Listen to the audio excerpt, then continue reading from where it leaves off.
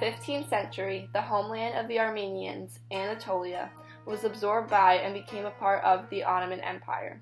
Once a part of the vast empire, the Armenians were the clear minority. Elements of the Ottoman Empire's structure, like the Millet system, would lead to segregation and discrimination against the Armenians of the region. This would, in turn, lead to the systematic annihilation of many innocent Christians that would later be recognized after nearly a century of controversy as the Armenian Genocide. The Islamic Ottoman Empire had a unique legal setup known as the Millet system.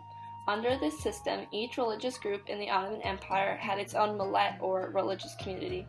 With permission given by the Sultan, each millet was able to rule themselves as they saw fit. However, every religious group was required to pay taxes to the Sultan. Not only this, but they also had to remain loyal to him, refrain from rebellion of any kind, and obey his laws.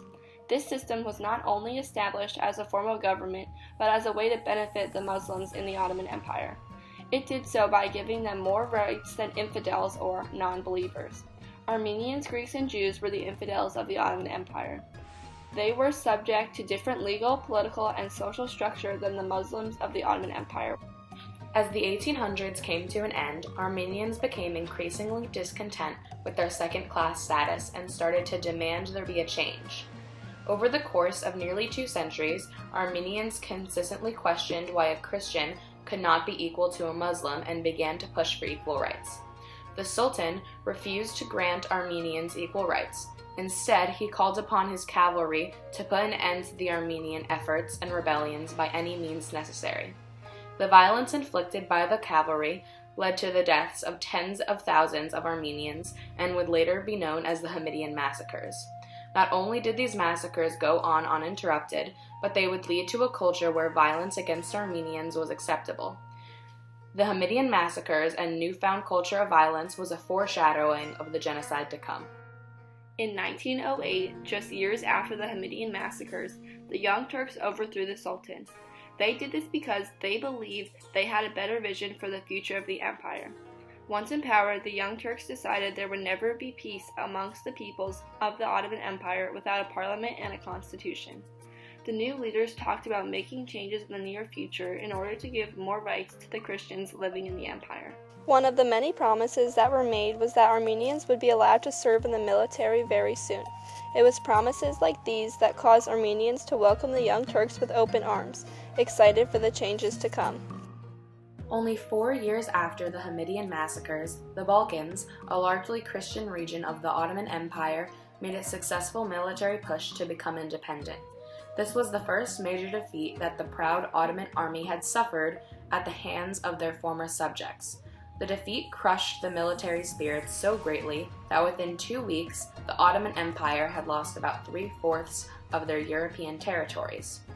As Islamic soldiers and Turkish refugees returned from lost battles, religious tension grew, as did animosity towards the Christians of the Ottoman Empire. When the soldiers and refugees came back to the empire, they brought with them horror stories of what rebelling Christians in the Balkans and Anatolia had done to them. These false tales created the popular and widely spread idea that the Christians were evil and were out to get the Turks and Muslims. These false tales would lead to the Armenian Genocide because they proved that the Armenians were the targetable minority to blame for the Ottoman defeats.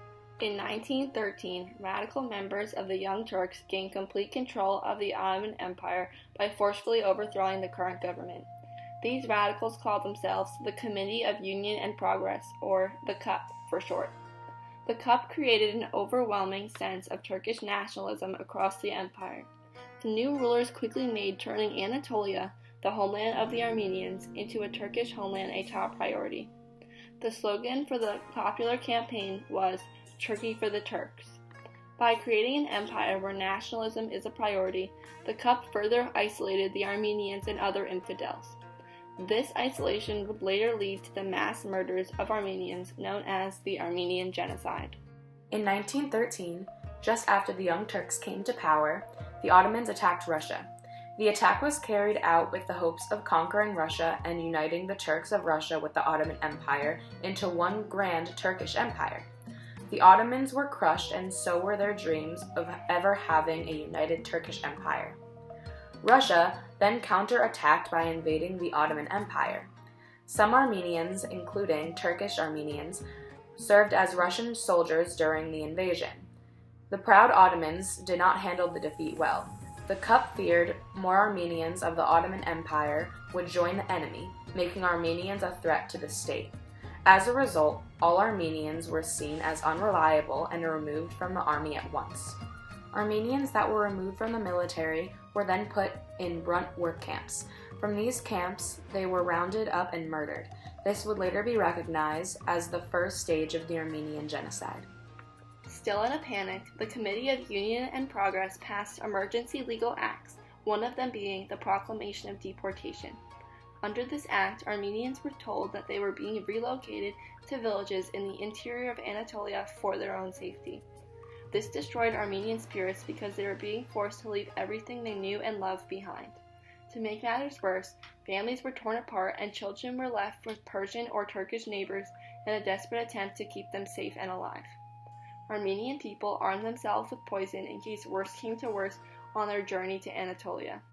The journey to the interior was more than a 60-day walk across the dusty hot desert without food or water.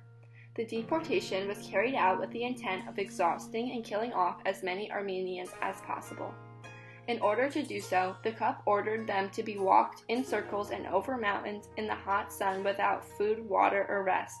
The elderly, children, babies, and pregnant were among the first to die.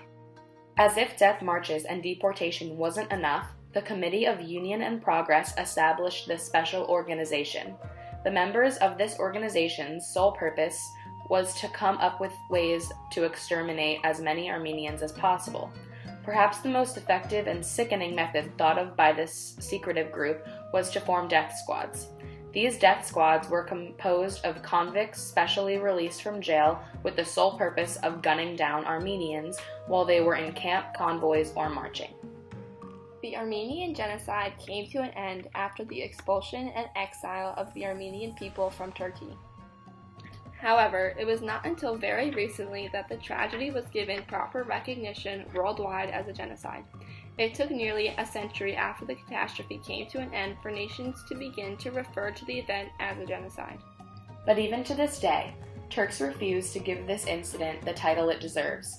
The Treaty of Lausanne, signed by the Turks at the end of the mass murders, made it acceptable for Turks to not acknowledge this event.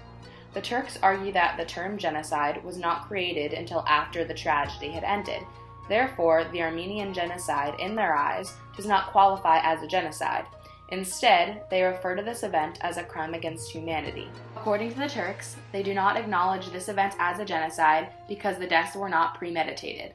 This just shows that the Turks acknowledge that there was a harsh mass murder of a targeted group of people, but by not referring to this event as a genocide, it does not seem as tragic. It was not until recently that the rest of the world stopped referring to this event as a crime against humanity, like the Turks continue to do. In 1987, the European Parliament was the first government group to ever refer to this event as a genocide. Since then, many more government officials and religious groups have followed in their footsteps and have begun to recognize this event for what it really was, a genocide. On April 12, 2015, the event was acknowledged as a genocide by Pope Francis, and only days later, on April 15th, the event was acknowledged as a genocide by the European Union. Just over a year later, on June 2, 2016, Germany's parliament agreed that this bloodbath was indeed a genocide. Lastly, just months after the German recognition on October 14, 2016, the French Senate passed a bill making it a crime to say that this was not a genocide. After decades of fighting for the recognition of their relative suffering, Armenian efforts finally paid off when Germany, France, the European Union, and the Pope declared the mass murder of Armenians for what it truly was, a genocide. As the event is recognized as a genocide by governments across Europe, Armenians around the world have been given the closure that they deserve, but were not granted for almost a century.